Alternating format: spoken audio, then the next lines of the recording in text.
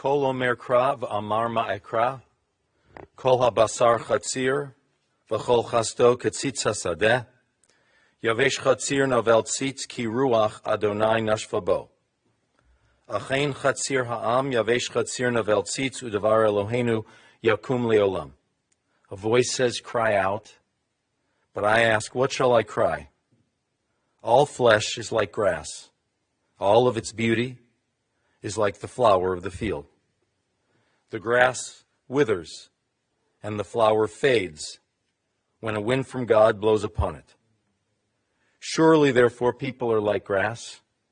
The grass withers, and the flower fades. But the word of God endures forever. Mizmor LeDavid, Adonai roi lo echsar bino deshe yarbitzeni, al me menuchot yinahaleni, nafshi yeshovev, yancheni v'magle tzedek laman shemo. Gam ki elech begates al mavet lo ira ra, ki ata imadi. The Lord is my shepherd, I shall not want. He has me lie down in green pastures. He leads me beside the still waters. He guides me on paths of righteousness. He revives my soul for the sake of his glory. Though I walk through the valley of the shadow of death, I fear no harm, for you are with me. Your staff and your rod, they comfort me. You set a table in sight of my enemies. You anoint my head with oil. My cup overflows. Surely goodness and mercy shall follow me all the days of my life, and I shall abide in the house of the Lord forever. Danny and Marty and Terry and to the rest of the family. Your mother loved to shop. To be shopping for clothing was her dream day. I know she clipped coupons and she looked for bargains. I think your mother believed in 5 seasons, not 4. Fall, winter, spring, summer, and the end of the season, bargain days. There was always the question, I know in your family, that if she got a good deal on the clothing, how important was it really that the item would actually fit the person that it was intended for? I'm not sure the question was fully resolved. But in thinking about this wonderful hobby that she had, something that gave her such joy, I realize that whether it's your mother or my mother or anybody who enjoys shopping, the goal of being a good shopper is getting your money's worth and feeling that you got your money's worth. Truth is, sometimes we do and sometimes we don't. And that's the way shopping is and that's the way life is. Sometimes you do and sometimes you don't. I know, Danny, you felt your mother thought of her childhood as a very happy one, or to use shopping terms, that she got her money's worth. She was one of 3. She was very popular in high school growing up. She was outgoing and friendly. She made many friends during these years. She was popular. She was pretty. She talked to people. And she seemed to be able to make people feel good about themselves. She met your father in high school. They were married, young, and she gave birth to all 3 of you within a short period of years. 3 children by the age of 24 added a lot of stress, not only with 3 young children, but your mom took care of the home and the cooking, the cleaning. Your father would be awake early and then be at work. And the activities, the essential activities, packing lunches, making sure you were all getting out, fell to her. You knew that if she packed you a jelly and cheese sandwich for lunch, you better get used to liking jelly and cheese. And I hope you all liked oatmeal, because I know that was a staple. She may do sometimes unlimited funds, but you were taken care of. You also had the wonderful ambiance of many relatives living nearby. Your aunts would help. Once you were all in school, your mother worked as a secretary, and she was quite highly regarded. She liked working. She enjoyed it. She was very productive and efficient. She worked for organizations, leaders of organizations. She sometimes worked in a medical environment. And I understand she also worked at Park Synagogue for Rabbi Cohen at some point. She was good with people and good with tasks. And she would hopefully say about this piece of her life that she got her money's worth. When she went to work, she'd cook the meals for your household the entire week. She'd cook at one time. So you'd know when the meatloaf was coming when the salmon patties had arrived. She liked caring for people and connecting. She took care of her own mother for many years. She participated in the good works of B'nai B'rith women. And you have a number of good memories of family moments, of your father always wanting corned beef on Saturday nights that she would then pick up for him at Sands, of your mother being a Cleveland sports fan, especially baseball, or the waiting that occurred because your mom had a tendency to run a little late. And I know one very powerful memory you'll always have of your parents is that they loved each other. He loved her. She never stopped loving him, even after they were no longer together in marriage. They cared about each other, and they remained friends. In some ways, you all feel maybe even better friends. They were divorced when they were still young, and of course your father passed when he was still young. In life, as in shopping, as I mentioned before, sometimes it feels like you're not able to get everything you were looking for. And there are moments like that in your mom's life. I know your dad's passing was an awful sadness for her and for all of you. Your dad had been, in many ways, the hub for all of you. It was an open wound for you and for her. Your mom struggled with her feelings in life. She struggled with her self-esteem. She had vulnerabilities. Life did not give her a good deal that way. And it left her more alone and troubled about her future and more worried. But these things also changed her in certain ways in the latter period of her life, in some ways that were meaningful for you. She was more verbally affectionate to you. She had always cared for you in functional areas, but now she would tell you how she felt. She would tell you that she loved you. And all this coming after your father had passed. I told a bat mitzvah, a lovely bat mitzvah girl yesterday, that as somebody grows up, as you grow up, you look back at the stories of your life and you begin to see the stories differently. And that's okay. You review and you retell the stories of your childhood, and you grow to understand them better than even at the time they happened. You've grown to understand your mother better than when you were younger. You understand better some of her own struggle. She would always tell others how proud she was of all of you. And now you understand how proud she was of all of you. You've mentioned, as I've mentioned, that as a good shopper, you evaluate deals. I think she really felt that it was worth it to be your mother. She got a good deal being your mother, that all of you were very worth it to her. And she was also very proud of being a grandmother and a great-grandmother. You and your children and the further generations and continuing the family, I think those things for your mom was the best list she could ever assemble of things that were worth it in her life. You're blessed to be with a family that has always had multiple generations interconnected. It's just a family tradition. Several generations sharing life together. It's a privilege that not a lot of families have. It's a wonderful privilege. I know you're continuing the tradition. In fact, it's possible that everyone here is related to you today. That's a big family. I'm sure that most of the people here are related to you. When I go into any room at the synagogue with 300 people, I think they're all related to you. So I know they're related to you. And now they're here to comfort you on this loss, not only of a loss that they know is central to your life and your memory, but was central to their life because this was one of several very significant people that lived together, raised kids during the same time, saw each other's lines extended to the next generation, and they're here to comfort you. She lived with a good name. She died with a good name. I'm going to call on Terry.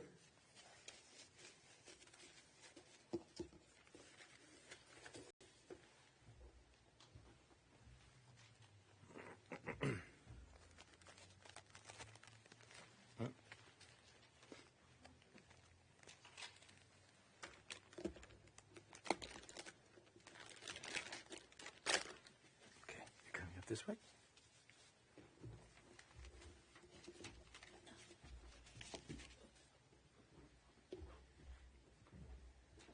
You can adjust the mic. Thank you, Rabbi. I think a lot of the things I have to say he's touched on so far.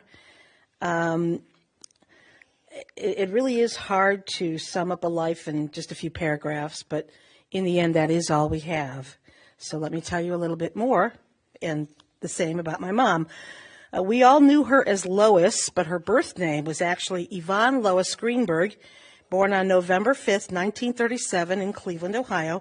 And I remember asking her, why her parents called her Lois, because we all thought the name Yvonne was much prettier.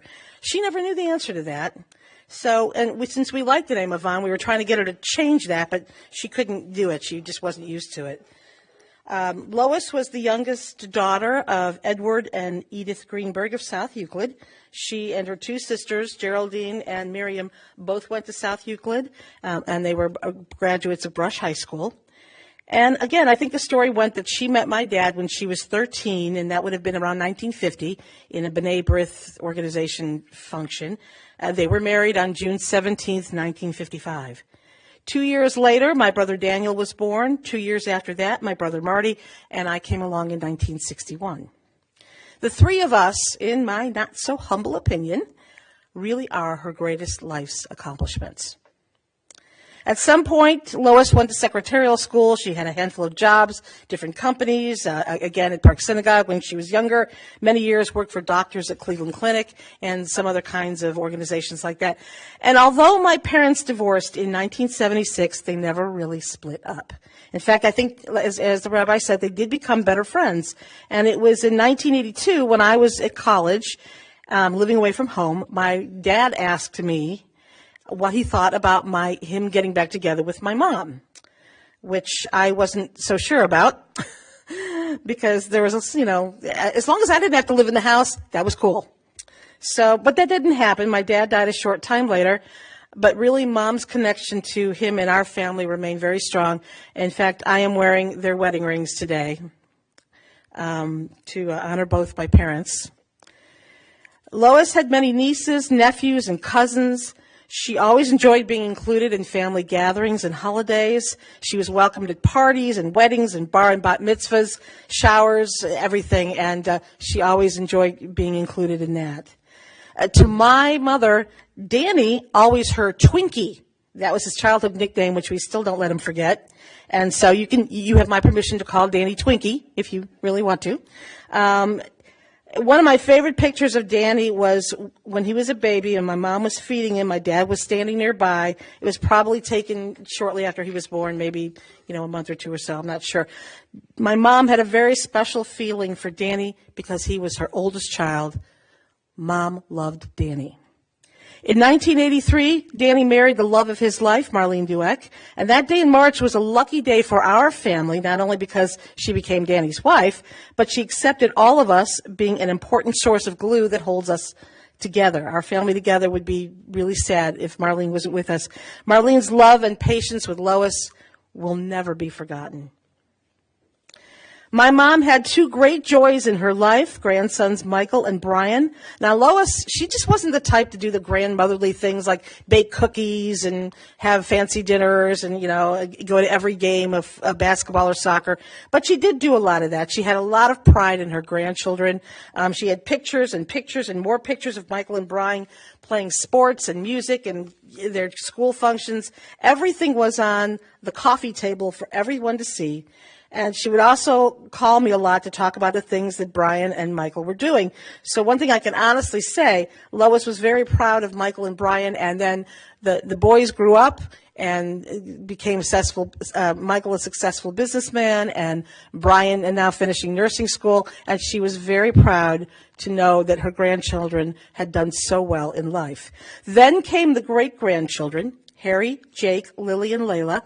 My mom always looked forward to when she could see those babies, and I can still hear her talking about how cute Jakey and Harry play together, and something about Lily's pretty dress and Layla's curls, which were just like mine when I was at that age. So just talking about her great-grandbabies gave my mom a lot of joy, and so I can honestly say she loved her great-grandbabies.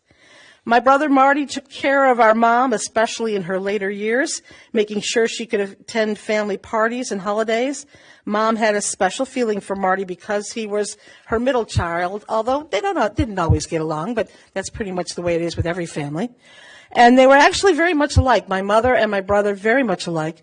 So during the last couple of years, especially when COVID kept everyone away, Mom would always ask me about Marty and what he was doing and how he was and you know, that kind of thing.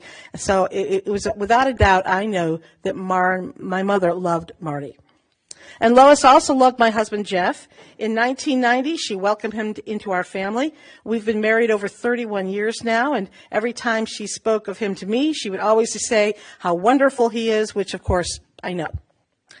My husband, Jeff, and I were not blessed with children, but my mom would always ask about our 4 cats. How are my grandkitties, she asked. And then we would talk about all sorts of silly things that the kitties would do, and she would ask about that. So my mom loved animals, and she loved my kitties and Danny's 4 cats and a dog, Chewy's impossible not to love, and all the kitties and the pups in our family. So she was a very big lover of animals, and I always teased her a lot. You know, oh, Mom, you need to get a cat. No. Because she had a neighbor that had cats that came over to see her all the time. But she loved animals. I have a lot of good memories of outings with my mom, the nicer things she did with me. And true, it wasn't always perfect growing up, but I know that my mom loved me. She always told me that. And in fact, she whispered it to me the last time I saw her, which was just a couple of weeks before she died. So my mother had a very special feeling for her only daughter, and I know that's true. And that is something that I can always hold on to. My mother was not perfect, but she was real. And the love for people she knew and the people she enjoyed being around was definitely there. Every phone conversation ended with, I love you. I didn't get to see her a lot the last couple of years, especially because COVID kind of kept everybody away from where she was. But every visit ended with, I love you. And that's how it was. My mom, she was not one to show it with actions, but she did say the words, I love you. And she did love her kids, Danny, Marlene, Marty, Terry, Jeff, Michael, Becky, Jake, Layla, Brian, Amanda, Harry, and Lily. And I think that is quite a legacy.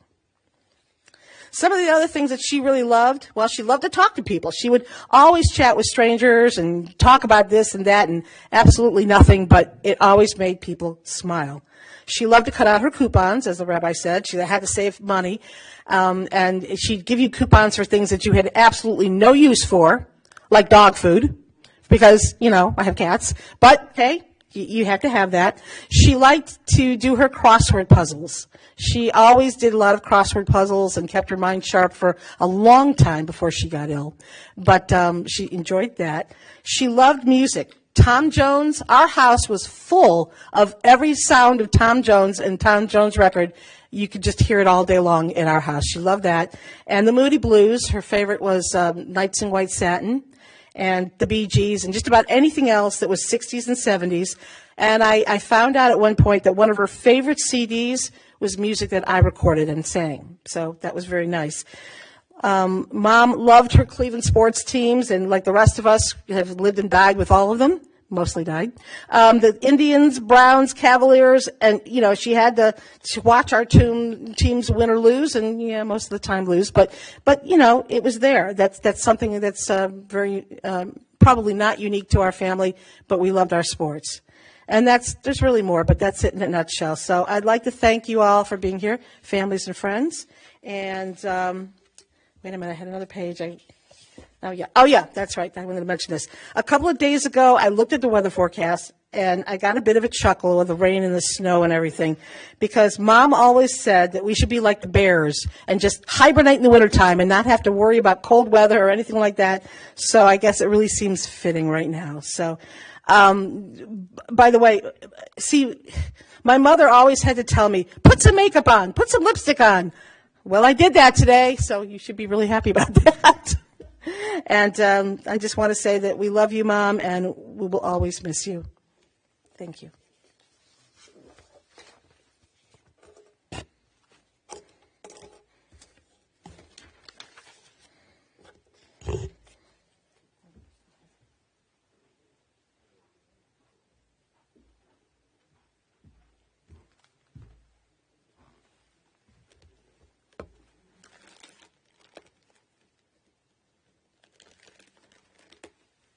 We can rise now for the memorial prayer.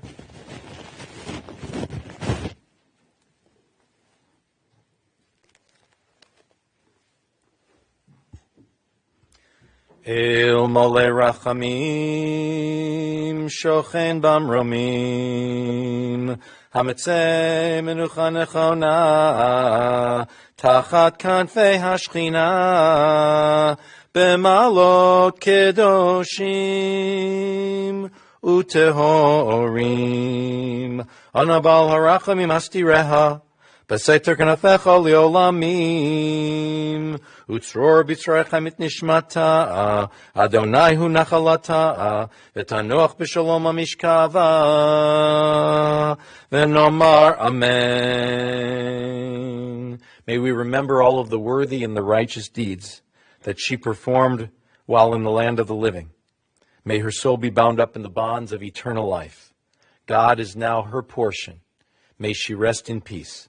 And let's all say amen. We can be seated.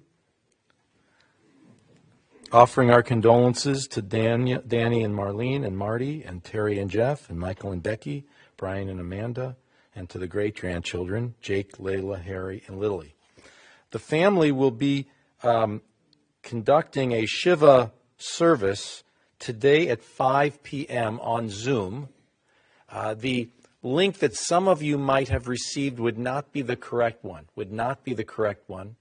You're going to receive another link, I guess sometime in the afternoon, once the family, the link has now been successfully processed, but now it's going to be distributed during, I would assume, the early afternoon. So look again for something that's not marked for 5:30, but is actually marked for 5 p.m., and you'll receive that. Anyone who would like to link in at 5 p.m. will have the chance to recite the evening prayers. I didn't tell you, but we're going to light Hanukkah candles because tonight's the first night. We might as well do it right there because at that point it'll be, I think it'll be close to sundown. Well, we'll see. If it's not sundown, we'll do it. But if we can, we will. And, of course, you'll be able to offer your condolences on Zoom to the family. We're going to move now through the processional to the burial spot, Mount Olive, where we'll complete the service. Please remain in your seats for another moment or two. The pallbearers, however, should now come forward.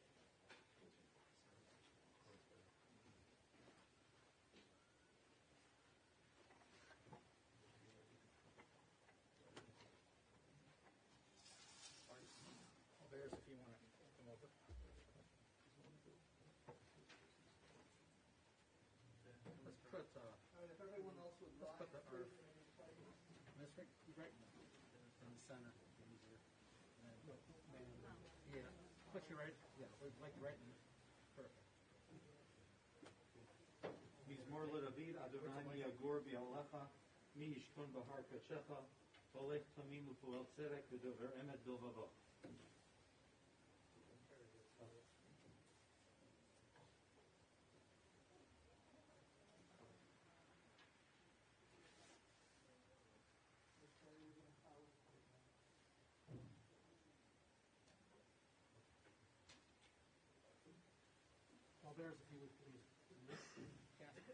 Lois Silverstein who ra'a v'tarpal lo nasa al krvo.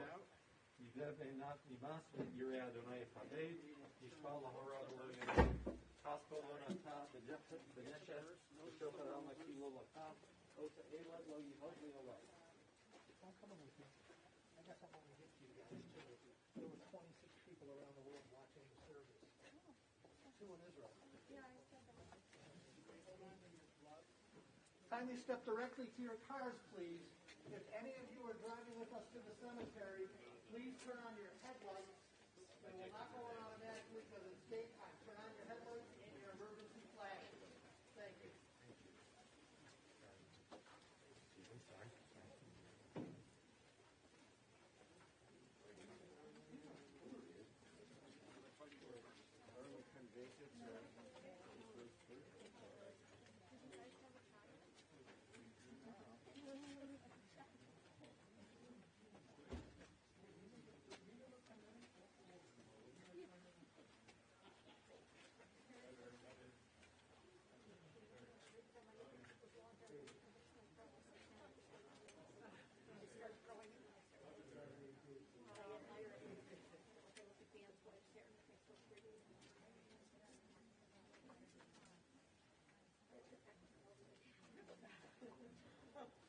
Please put your lights on and your emergency lights, hazard lights as well.